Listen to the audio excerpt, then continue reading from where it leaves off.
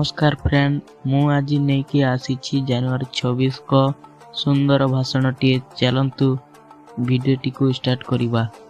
सम्माननीय अतिथिगण गुरुजन वृंद एवं मोर प्रिय सांग माने आज आमे समस्ते एठारे भारतर 77तम साधारणतंत्र दिवस पालन करिया पाई एकत्रित होइछु। सर्वप्रथमे आपण समस्त को एही जातीय पर्वर अनेक अनेक शुभकामना। 1950 मसीहा जनवरी 26 तारिख रे आम देशर संविधान कार्यकारी होइथिला। एही दिन भारत एक सार्वभौम गणतांत्रिक एवं साधारणतंत्र राष्ट्र भावरे विश्व दरबार रे परिचित हैला।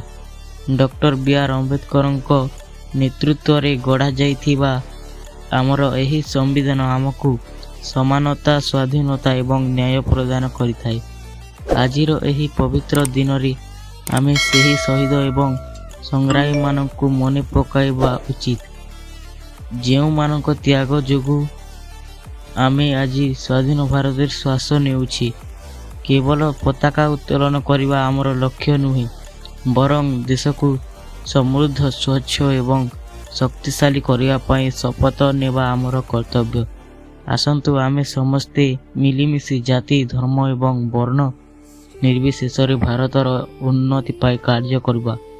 एक विकसित भारत गठन करबा ही एवं शहीदों प्रति आमर प्रकृत सम्मान। एतिकी कहे मु मोर वक्तव्य शेष करुआछि। जय हिंद जय भारत। वीडियोटी भल लागिला हेले लाइक शेयर एंड कमेंट करंतु। आ चैनल रे नुआ अछंती बेले सब्सक्राइब कर दियंतु। धन्यवाद।